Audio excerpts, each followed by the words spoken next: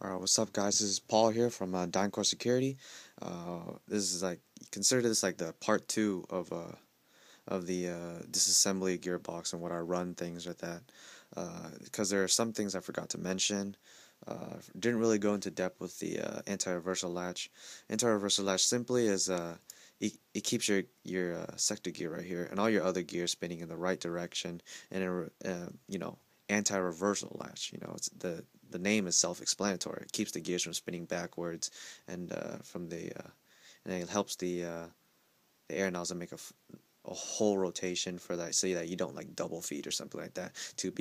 Have like two BBs into your hop-up chamber. All right, and right here, I forgot to mention was the cutoff lever, and if you guys can see,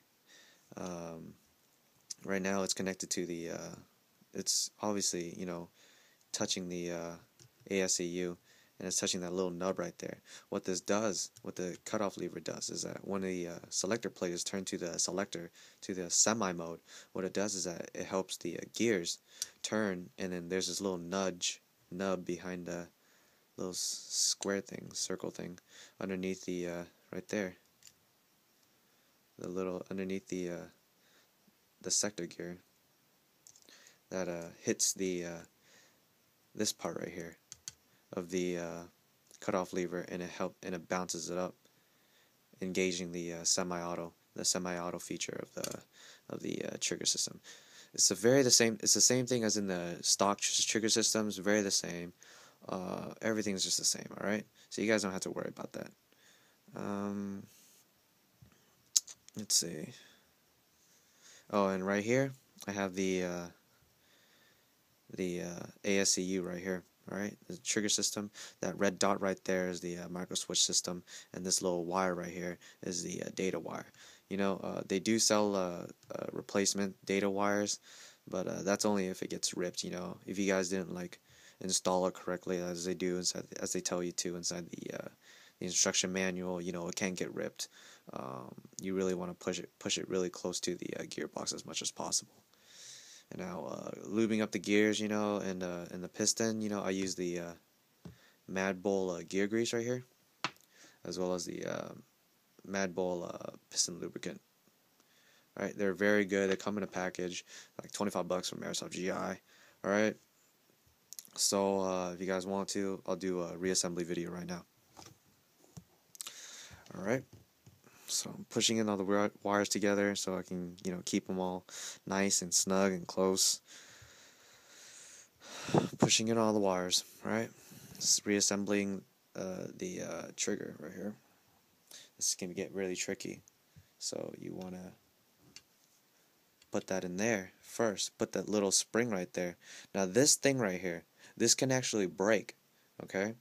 So like when you pull the trigger, what happens is that it pulls this thing, and this thing can reset. It's a spring, so it resets and it pulls your trigger back forward, okay?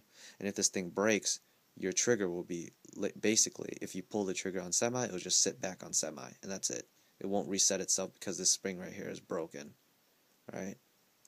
So shout out to Matt Banowa right there, who a friend of mine, his trigger spring broke or whatever, so he doesn't know. As you can see, there's that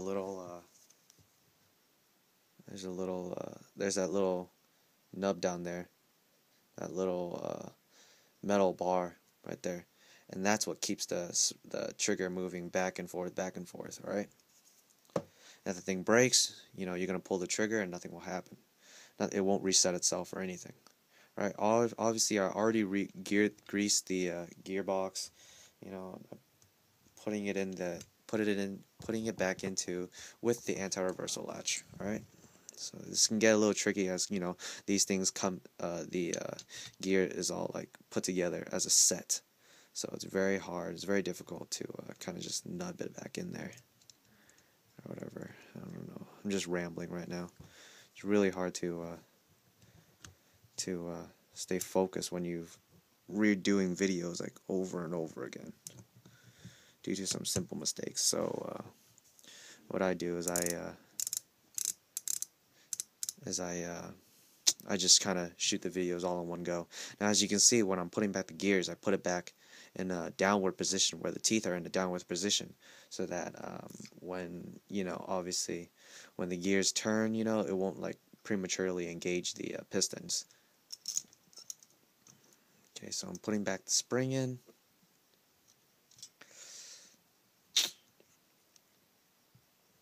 I'm putting back air nozzle back on here, just like that, and onto the cylinder, just like that, just like that. All right, just reposition.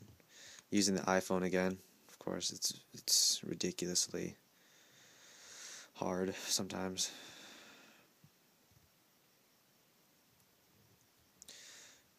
Connecting the tappet plate back. I mean tappet spring. Oh shit!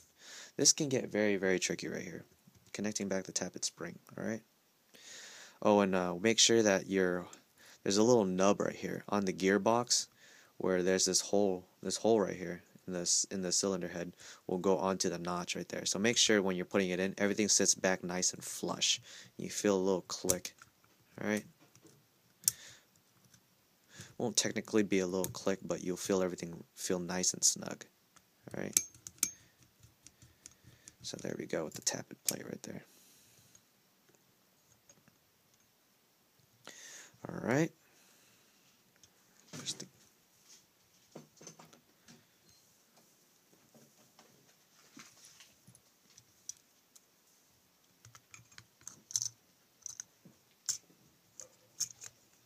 Reset the spring back, reset the piston back in there.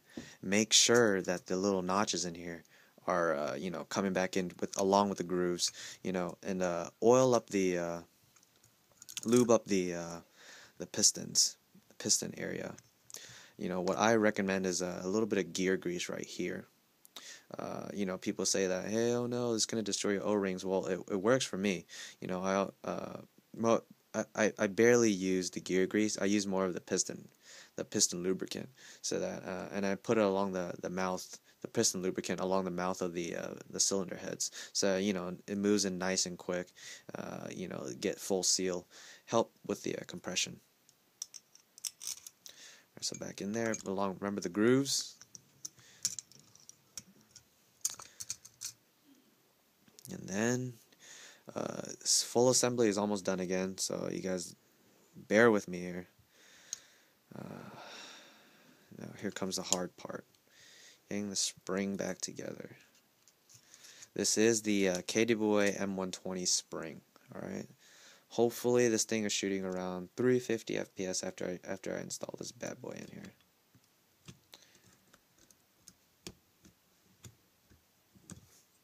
Hopefully. So you want to like do the same thing that you did with the when you're taking it out, okay? And there's these little nubs right here, and there's a little nub inside the gearbox where the piston, I mean the spring guide would sit, and you want to make it flush. Everything should be nice and flush. All right. There we go. And we put everything back together. Make sure your gears and your bearings, everything, your ball bearings are sitting nice and flush. Oh no, it broke. Oh no, whatever.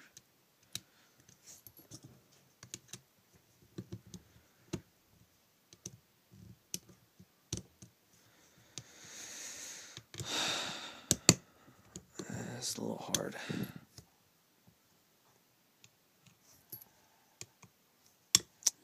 Oh no, okay.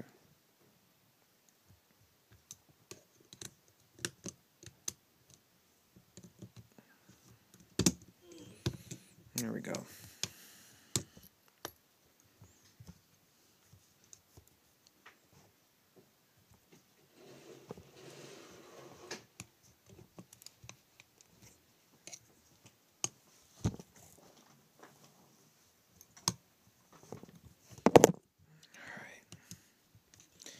Everything is sitting nice and flush, and your gearbox is right now closed.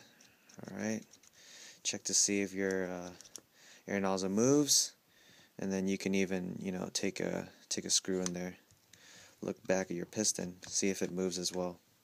Okay, let me just see that moving right there. Piston's moving, everything is fine.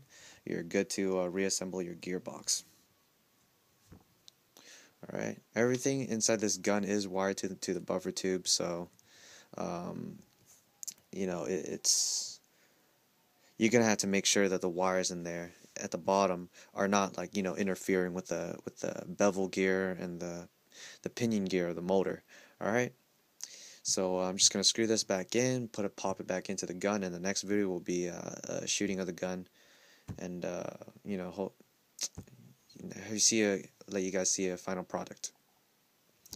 Alright, this is Paul with DynCore Security.